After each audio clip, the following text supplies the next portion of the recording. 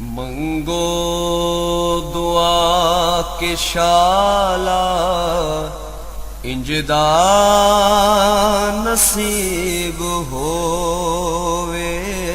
मंगो दुआ के शाला इंजदा नसीब होवे। जद आवे मौत मैनू, जद आवे मौत मैनू। बिस्मिल्लाहिर्रहमानिर्रहीम। अस्सलाम वालेकुम दोस्तों बुजुर्गो नाज़रीन, तुहाडे सामने मैं एक अगली वीडियो दे नाल हाज़र हां जिहड़ी कि तारफ की बिल्कुल मुहताज नहीं है। बाकी यह जिहड़ी चीज़ तुहाडे सामने रखी है यह एक विचों अनोखी ते एक ज़बरदस्त किस्म की यानी कि ये लभ के इनू जरा तुहाडे सामने जरा ना तुहाडी खिदमत पेश कर रहे हैं। क्या ये देखो अल्लाह ताला की ज़ात ने कितना सोहना बनाया है। यह है प्याज, सफ़ेद प्याज।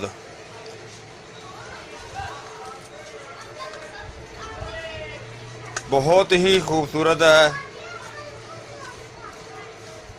और सफ़ेद प्याज के जोड़े ने बहुत ज़्यादा इहदे खूबियां ने। प्याज तो दूसरा भी अच्छा है लेकिन सफ़ेद प्याज जरा ना ये हिकमत के लिहाज नाल बहुत ज़्यादा इस्तेमाल किया जाता है और ज़्यादा अच्छा होंदा है और ज़्यादा कीमती होंदा है, ज़्यादा वधिया होंदा है, ज़्यादा फ़ायदे वाला होंदा है। और इनके बहुत ही ज़्यादा फ़ायदे ने। निज़ाम हज़म वास्ते भी बहुत बेहतर है। सलाद वगैरह दे विच भी इस्तेमाल बहुत ज़्यादा होंदा है। लेकिन हिकमत के लिहाज नाल इहदा पानी कढ़ के कम अज़ कम इस सफ़ेद प्याज का 1 किलो पानी कढ़ के और अद्धा किलो शहद दे विच उहनूं अच्छी तरह मिक्स करके तो उहनूं हल्की आंच ते रख के पका के 1 चम्मच रोज़ाना का इस्तेमाल किया जाए। ये ताकत वास्ते बड़ी ही ज़बरदस्त तो बड़ी अच्छी तो बड़ी वधिया तो बड़ी ज़बरदस्त चीज़ बन जाती है। और इस तो अलावा इनू आम पंजाबी की ज़बान दे विच गंढा किया जाता है और इनू होर मुख्तलिफ ज़बानां दे विच इहदा मुख्तलिफ नाम जिहड़ा ना वो लिया जाता है। जिस तरह कि अरबी दे विच इनू बसल किया जाता है और ये आम इंडिया पाकिस्तान वगैरह आम इलाकों दे विच आम मुल्कों दे विच पाया जाता है। और इस दे अंदर बहुत ही ज़बरदस्त जरासीम ख़त्म करने की सलाहियत रखता है। और अगर इसका पानी जरा ना बहुत ही ज़्यादा जगह पर इस्तेमाल किया जाता है। मतलब है कि अगर किसी के सर के बाल कम होण और वो इसका पानी सफ़ेद प्याज का पानी कढ़ के और इस दे अंदर जैतून का तेल वो मिक्स करके यानी कि 2 चम्मच इहदे 1 चम्मच जैतून के तेल का मिक्स करके वो अगर डेली लगाया जाए तो इस दे नाल आस्ता आस्ता बाल भी आ जाते हैं। और इस तो अलावा अगर औरतां इनू अपने सर ते लगान इस तरीके दे नाल ते वालां नू बेहतरीन लंबिया करता है, मुलायम बनाता है और खूबसूरत बनाता है। इस दे नाल बेहतर ते ज़बरदस्त बाल हुंदे ने और इहदे होर बहुत ज़्यादा फायदे ने। यानी कि ये अगर इस प्याज नू सफ़ेद प्याज नू बारीक कट के और इनू सिरके दे विच भगो के यानी कि कम अज़ कम 2 घंटे अगर तुसी एक प्याज लेंदे हो उन्होंने बारीक कट के उन्होंने एक छन्नी दे विच छोटे बर्तन दे विच कट के ते उस दे विच सिरका अंगूर 1 नंबर ओरिजिनल उहदे विच शामिल करो और उन्होंने 2 घंटे पिया रहन दिओ। उस तो बाद उसनूं खाने दे नाल बतौर सलाद इस्तेमाल करो। हाजमे वास्ते बहुत ही ज़बरदस्त है और इस दे नाल तकरीबन हर बीमारी जिहड़ी है वो ख़त्म होंदी है। उस तो अलावा ये सिरका जिहड़ा है वो इस्तेमाल करना सुन्नत है और नबी पाक सल्लल्लाहु अलैहि वसल्लम दा फरमान है कि जिहड़े भी तुसी मुल्क दे विच जाओ सब तो पहले जाके उतों का प्याज जरा ना वो खा लो ताकि तुहाडे ते कोई बीमारी किसी किस्म की हमला नहीं करेगी। देखो अल्लाह ताला की ज़ात का एक कैसा साडे ते अल्लाह पाक की ज़ात मेहरबान है कि एक चीज़ दे इस्तेमाल करन दे नाल देखो कोई बीमारी हमला नहीं करती। तो खुराक की खुराक है, दवाई की दवाई है। और इस तो अगे एक होर चीज़ मैं तुहानूं दस्सां कि अगर कोई किसी औरत मर्द नूं कोई जिसम ते फोड़ा निकल आंदा है, फोड़ा नमा हो जाता है, तो उसनों जनाब अगर उसकी खलासी नहीं होंदी, उस दे नाल जल्दी ठीक नहीं हुंदा, तो कोई भी प्याज लैके ए वाइट प्याज दे चिट्टा प्याज दे ते कोई भी अगर सफेद नहीं मिले तो दूसरा प्याज दे ले लो। उसनों तुसीं अग दे उत्ते गरम कर लो। गरम करन तो बाद उसनों उस फोड़े दे उत्ते बन दिओ। ये तकरीबन चंद घंटिਆਂ बाद वो फोड़े नूं नरम करके ते उसका जिहड़ा ना मूँह बना के उसनूं उस दे नाल जल्दी खलासी हो जाएगी, उस दे नाल जल्दी जिहड़ा ना वो बेहतर हो जाएगा।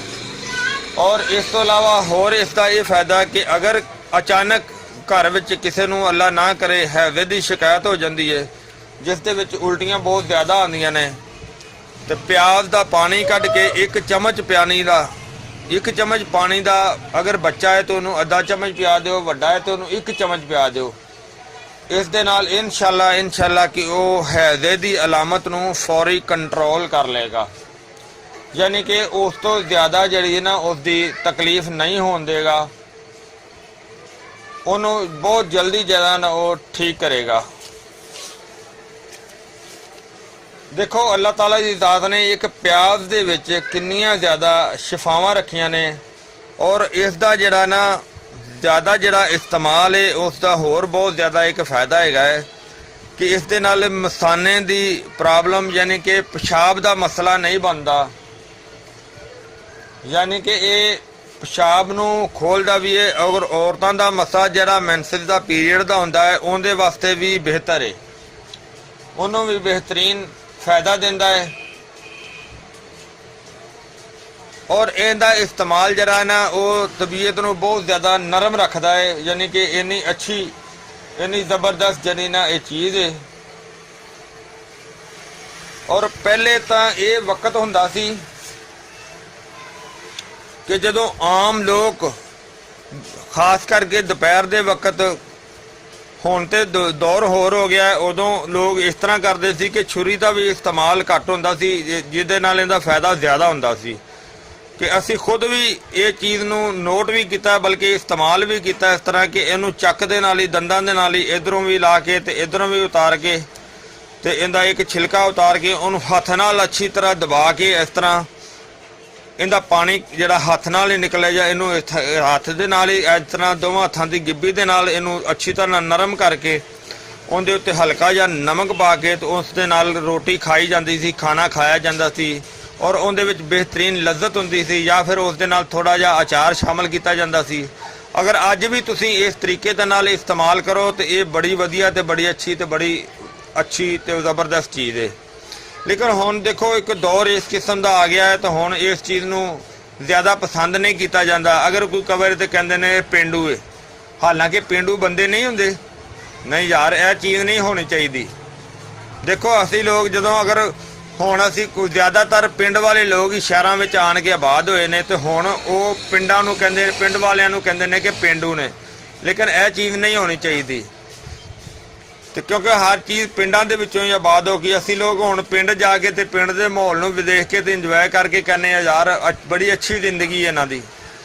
तो देखो यह चीज़ां सगों जिहड़ियां ने ये एक ते देसी भी ने, दूसरा कदीम ज़माने तो इस्तेमाल कीतियां जांदियां। अगर अज भी असी इस तरीके नाल इस्तेमाल करिए तो इंशाल्लाह उसका फायदा जिहड़ा ना बहुत ज़बरदस्त ते बहुत ज़्यादा हुंदा है। मैं इंशाल्लाह तुहानूं एक वीडियो होर जिहड़ी ना एक बेहतरीन देसी माहौल दे नाल अनकरीब बना के सेंड करांगा, जिहड़ी कि सिर्फ मिट्टी के बर्तनों ते मुश्तमिल होएगी। लेकिन हुण मैं इसे इन्हां लफ्ज़ां ते ये वीडियो नूं एंड करना वा इस वजह तो कि क्योंकि वीडियो लंबी हो जाएगी। फिर मैं हुण मैनूं उम्मीद है इंशाल्लाह कि ये वीडियो तुहानूं अच्छी लगी हो जाएगी। इनू तुसीं लाइक करियो, शेयर करियो, सबसक्राइब करना बिल्कुल नहीं भुलना। और वीडियो के थले जिहड़ा बटन बैल का बटन है, बैल का निशान है, वो लाजमी दबाओ ताकि नवी वीडियो आने वाली जिहड़ी है तुहानूं बआसानी मिल सके। इंशाल्लाह अगली वीडियो नाल फिर मिलांगे। इजाज़त, अल्लाह हाफिज़, अस्सलामु अलैकुम वरहमतुल्लाहि वबरकातुहू। गए बदेरे सरकार नू कवांगे, गम हो गए बदेरे सरकार नू कवांगे। दरदान पाएगे रे दरदान पाएगे रे सर